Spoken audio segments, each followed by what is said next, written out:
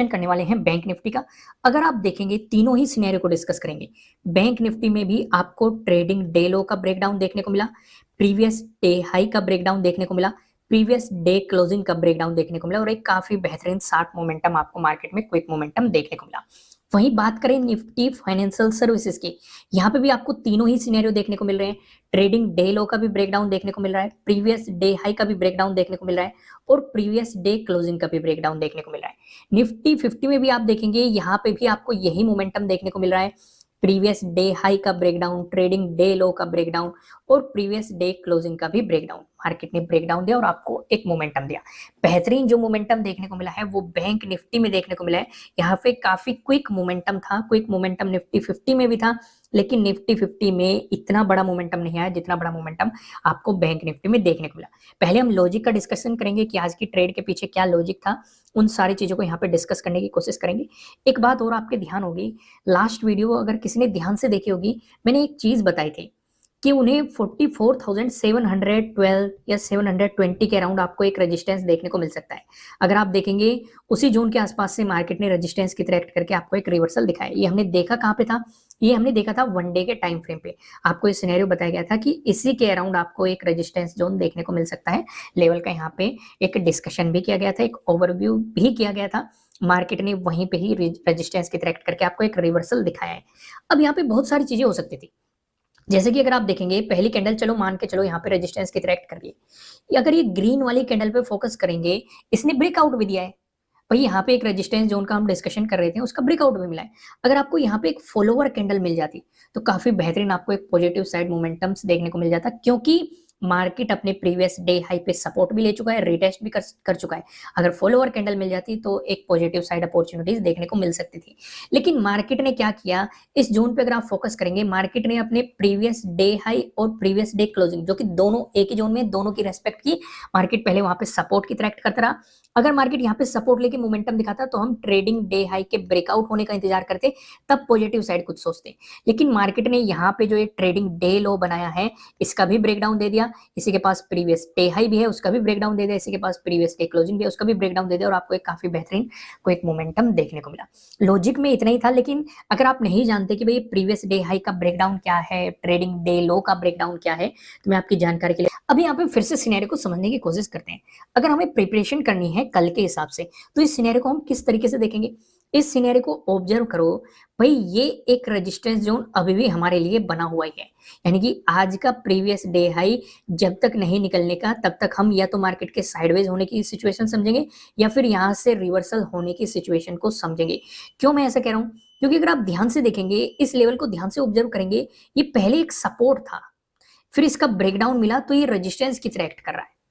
जैसा important support आपके लिए इस वाले जोन में था कि एक ये इंपॉर्टेंट सपोर्ट की तरह मार्केट आपको यहाँ पे एक्ट करता हुआ दिखाई दे रहा था, वैसे ही इंपॉर्टेंट ये वाला जोन भी है। ये हमने पहले भी डिस्कस किया हुआ है, ये जरूरी नहीं है कि हम इसे पहली बार ये डिस्कशन करें, हमने उससे पहले भी इसका डिस्कशन किया हुआ था।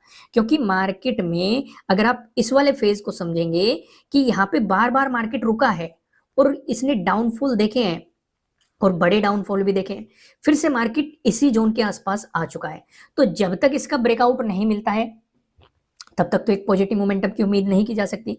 अगर इसका ब्रेकआउट मिलता है, अगला जो इंपॉर्टेंट रेजिस्टेंस बनने की पॉसिबिलिटीज हो सकती है वो 45,000 पे आपके लिए अगले रेजिस्टेंस बनने की पॉसिबिलिटीज हो सकती है। लेकिन अगर मार्केट रिवर्सल दिखाता है तो उस सिचुएशन पे कौन कौन से सपोर्ट हो सकते हैं उनका डिस्कशन हम अभी करते हैं। मैं आपको सीधा 3 मिनट के टाइम फ्रेम पे लेके चलता हूँ। अब दोस्तों यहाँ पे एक बात और डिस्कशन कर लेते हैं। देखो, माइंड में इस तरह की फीडबैक नहीं बनानी चाहिए कि अगर मार्केट यहाँ से गिर चुका है तो हम नेगेटिव साइड पोजीशन बना लेते हैं, आज भी रिजेक्शन ले गया तो नेगेटिव, ऐसा कुछ भी नहीं करना है।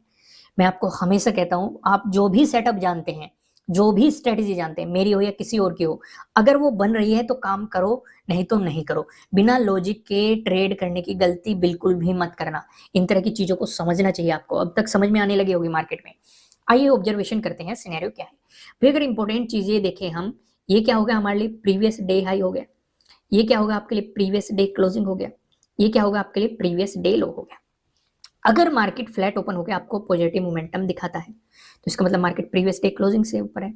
ज्यादा बेहतर ये रहेगा ये वाला जो स्विंग बना है इसका ब्रेकआउट होने देना, इस बीच कुछ भी मत करना, क्योंकि यहां से हमने रिवर्सल देखा है। इवन 29 की क्लोजिंग भी यहीं पे थी, अगर आप ध्यान से चीजों को समझेंगे, इस बड़े वाली कैंडल को देखो, ये भी बड़ा मोमेंटम सेलिंग का सिनेरियो यहीं से इस लेवल से क्रिएट हुआ है। आज भी हमें यहाँ से रिजेक्शन देखने को मिला है। अगर आप यहाँ पे देखेंगे इस तरह की आपको कैंडल का फॉर्मेशन देखने को मिलेगा, यानी कि सेलर्स मार्केट को लेके नीचे आए हैं।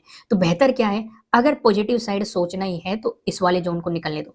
अगर मार्केट इसे निकालता है तो आपके लिए अगले रेजिस्टेंस बनने की पॉसिबिलिटी प्रीवियस डे हाई पे हो सकती है। इसका ब्रेकआउट मिलता है तो 45,000 आपके लिए काफी इंपॉर्टेंट लेवल रह सकता है। वहीं पे अगर बात करें, अगर मार्केट आपको फ्लैट ओपन होकर नेगेटिव मोमेंटम दिखाता है, इसका मतलब मार्केट प्रीवियस डे क्लोजिंग से नीचे है, इस सिचुएशन पे जो आपके लिए सपोर्ट बनने की पॉसिबिलिटी है, प्रीवियस डे लो पे आपके लिए सपोर्ट बनने की पॉसिबिलिटी है 100 और 44,000। ये दो सपोर्ट जोन हम नीचे की तरफ जानते हैं, हम काफी दिनों से डिस्कशन करते हुए आ रहे थे एज ए रेजिस्टेंस। लेकिन हम जानते हैं अगर रेजिस्टेंस का ब्रेकआउट मिलता है तो वो सपोर्ट की तरह एक्ट करने की उसकी पॉसिबिलिटी बढ़ जाती है। वहीं पे अगर मार्केट आपको गैप अप ओपनिंग देता है, गैप अप ओपनिंग का डिस्कशन करने से पहले मैं आपको बता दूं, ये आपके लिए किसी भी तरह का ना तो कोई बाय रिकमेंडेशन है, ना ही कोई सेलिंग रिकमेंडेशन है। ये जस्ट एजुकेशनल पर्पस से बनाई गई एनालिसिस वीडियो है। इन्वेस्ट करने से पहले आपको अपनी रिसर्च करनी है, अपने इन्वेस्टर की सलाह लेनी है, क्योंकि प्रॉफिट भी आपका होने वाला है, लॉस की जिम्मेदारी भी आपको अपने आप लेनी है। अगर गैप अप ओपनिंग का सिनेरियो क्रिएट होता है, हमारे लिए दो चीजें यहाँ पे सबसे ज्यादा इंपॉर्टेंट है। पहला तो रहेगा ये प्रीवियस डे हाई, दूसरा रहेगा ये वाला स्विंग। तो दोनों केस को डिस्कस करते हैं। अगर मार्केट इस स्विंग के आसपास गैप अप ओपनिंग देता है और ब्रेकआउट देके ऊपर चलने लग जाता है तो ऊपर की तरफ आपको पता है रेजिस्टेंस की पॉसिबिलिटी क्या है, पहली प्रीवियस डे हाई, फिर 45,000 हो सकता है रेजिस्टेंस की पॉसिबिलिटीज। लेकिन अगर मार्केट यहाँ पे गैप अप ओपनिंग देके टाइम स्पेंड करना शुरू कर देता है या फिर नेगेटिव कैंडल बननी शुरू हो जाती है, तो जब तक प्रीवियस डे क्लोजिंग से नीचे नहीं आ जाता तब तक आपको नेगेटिव साइड पोजिशन बनाने के बारे में बिल्कुल भी नहीं सोचना है। चीजें क्लियर हो गई। जब प्रीवियस डे क्लोजिंग के नीचे आएगा तभी आप नेगेटिव साइड सोचेंगे, नहीं तो नहीं सोचेंगे। हो सकता है मार्केट यहाँ पे साइडवेज जाए, पहली चीज। दूसरी चीज, अगर मार्केट ने ज्यादा बड़ी गैप अप ओपनिंग दे दी, प्रीवियस डे हाई के आसपास से आपको गैप अप ओपनिंग दे दी, तो ट्रेड को अवॉइड करना है, क्योंकि यहाँ पे वही कंडीशन आ जाएगी, बड़ी ग्रीन कैंडल, बड़ी रेड कैंडल, बड़ी गैप अप ओपनिंग, बड़ी गैप डाउन ओपनिंग। इन चारों चीजों से दूर रहने में ही फायदा रहता है। ये एक तरह की चलती ट्रेन होती है और चलती ट्रेन में तब घुसा जाता है जब वो प्लेटफॉर्म पे होती है। समझ गए अच्छे तरीके से। वहीं पे अगर मार्केट आपको गैप डाउन ओपनिंग देता है, इस सिनेरियो को कैसे समझेंगे भाई? अगर गैप डाउन ओपनिंग मिलती है तो हमारे लिए इंपॉर्टेंट नजदीकी लेवल कौन सा है? प्रीवियस डे लो है। तो हम इसी के अकॉर्डिंग डिसाइड करेंगे कि इससे कितनी दूर या कितनी नजदीक आपको गैप डाउन ओपनिंग मिली। दोस्तों, अगर वीडियो अच्छी लग रही है, वीडियो को लाइक जरूर करना। अगर मान के चलो आपको इसी के आसपास गैप डाउन ओपनिंग देखने को मिल जाए और ब्रेकडाउन मिल जाए, तब भी आपको फॉलोअर कैंडल मिलते ही प्रीवियस डे लो के ब्रेकडाउन वाला आपका सेटअप बन जाएगा। इस सिचुएशन पे जो आपके लिए सपोर्ट की पॉसिबिलिटीज हैं, ये आपको पता है, दो इंपॉर्टेंट सपोर्ट नीचे की तरफ है। लेकिन अगर मार्केट कहीं ना कहीं आपको यहीं पे ही गैप डाउन ओपनिंग देता है, 44,400 कह रहा हूं, इस सिचुएशन पे आप क्या करेंगे? इस सिचुएशन पे दो पॉसिबिलिटीज बनेगी। या तो मार्केट गैप डाउन ओपनिंग देके फॉलोअर कैंडल बनाता हुआ नेगेटिव हो जाएगा, तो नीचे की तरफ आपको सपोर्ट की पॉसिबिलिटीज पता है, ये यहाँ से ऊपर जाने की कोशिश करेगा। अगर ऊपर जाता है और प्रीवियस डे क्लोजिंग से ऊपर चला जाता है, ध्यान से समझो, अगर प्रीवियस डे क्लोजिंग से ऊपर चला जाता है तब भी पॉजिटिव साइड नहीं जाना है। एक तरह की ट्रैपिंग हो सकती है, क्योंकि यहाँ से हम बार बार रिजेक्शन देखने को मिल रहे हैं। आज भी स्विंग से रिजेक्शन देखने को मिला और 29 की क्लोजिंग भी इस जोन में थी। आज पहले मार्केट ने इस पे सपोर्ट दिखाया, फिर एकदम से बड़ी कैंडल के साथ इस लेवल का ब्रेकडाउन दिया। तो बेहतर क्या है, जब तक मार्केट इस स्विंग को ऊपर की तरफ नहीं निकालता, पॉजिटिव अपॉर्चुनिटीज के बारे में इतना एग्रेसिवली आपको नहीं सोचना चाहिए। तो इस वीडियो में इतना ही, फिर मिलेंगे किसी नेक्स्ट वीडियो में किसी अच्छे कंटेंट के साथ। Thank you.